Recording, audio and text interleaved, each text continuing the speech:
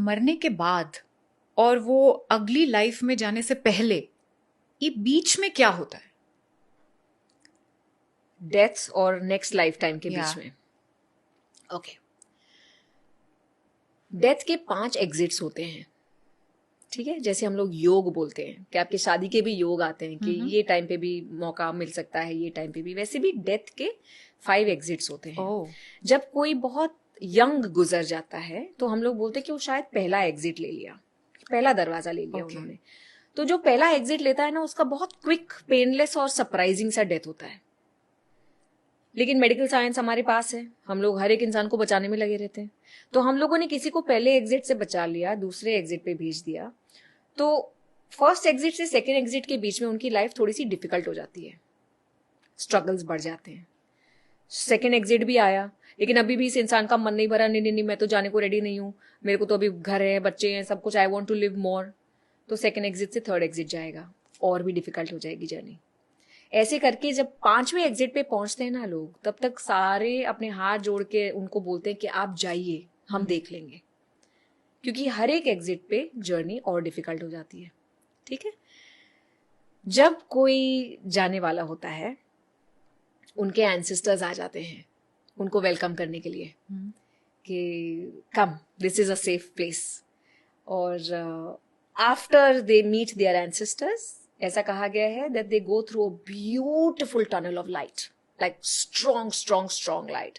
और उनका जो सोल होता है उनके बॉडी से एक सिल्वर कॉर्ड से अटैच्ड होता है। तो अगर वो स्ट्रॉन्ग लाइट के पैसेज से आप गुजर गए पूरी तरीके से, तो वो कॉर्ड कट हो जाएगा।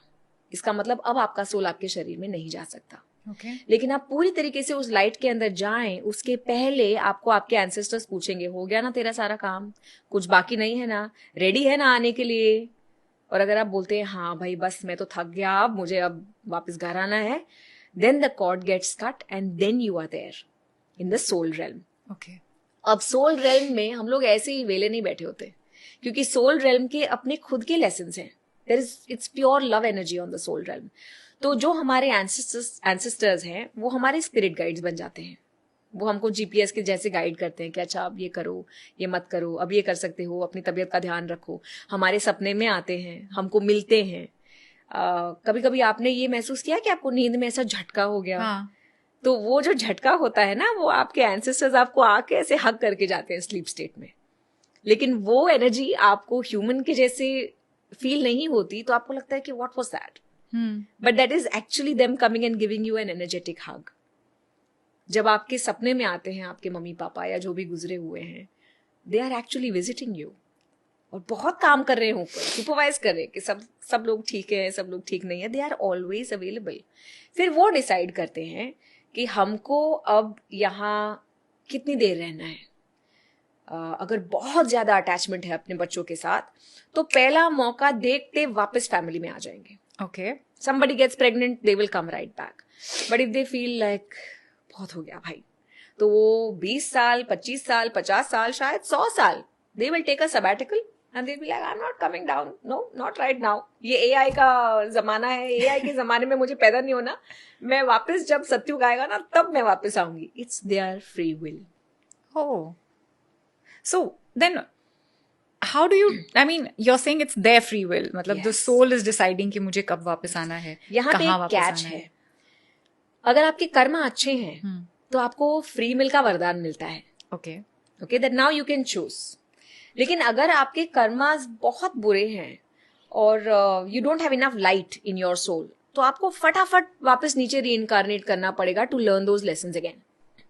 Okay. तो वो अपने कर्मा पे डिसाइड होता है कि वापस आप किसी अमीर कंफर्टेबल घर में पैदा होंगे, वापस या तो आप बेगर के जैसे कि कहीं रास्ते पे पैदा होंगे. That depends on your Karma. So are you saying that in this life I can actually sort of control what my next life is going to look like by rectifying what I'm doing? Definitely पूरी तरीके से ना control कर पाए, क्योंकि इतने जन्मों का कर्मा अभी हम लोग धीरे धीरे इंस्टॉलमेंट्स में, EMIs में साफ कर रहे हैं. लेकिन अगर आज अवेयर हो गए तो काफी हद तक वी कैन चेंज थिंग्स.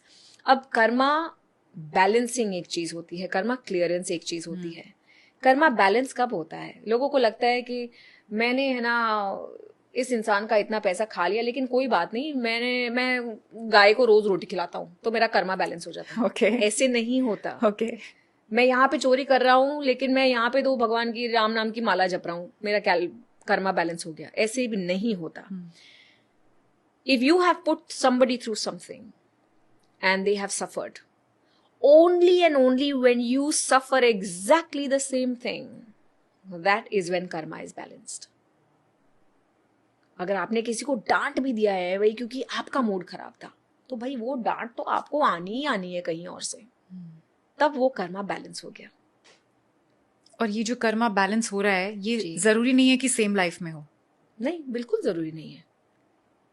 लेकिन अब हमारा जिस स्पीड से एवोल्यूशन हो रहा है, now everything is becoming instant Karma.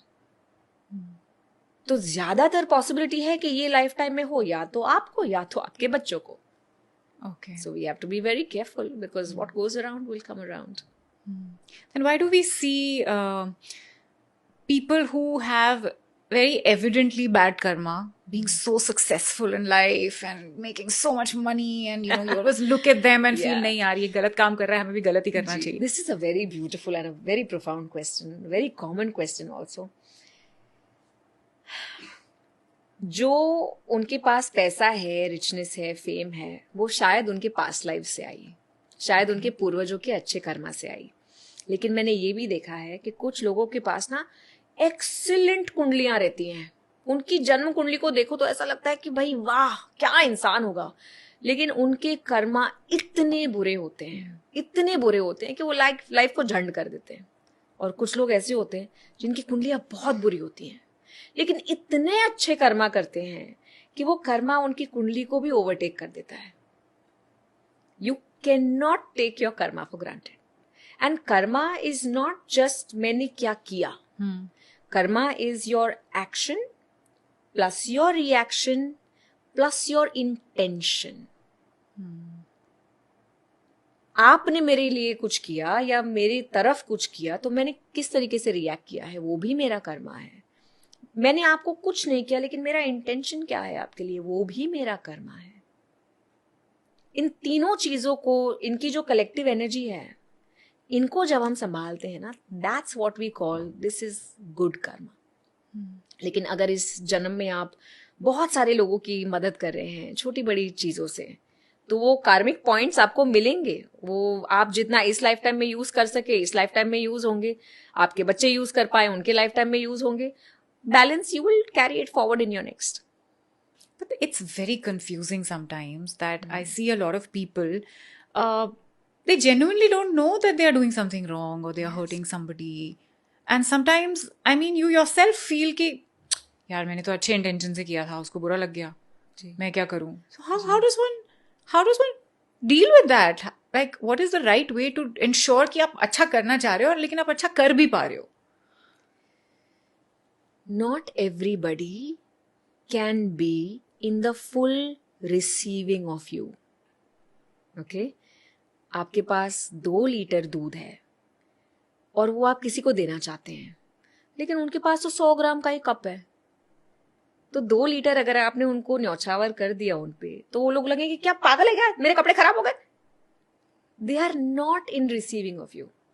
तो ये जानना भी हमारी जिम्मेदारी है कि कौन हमसे कितना ले सकता है, उतना ही दो।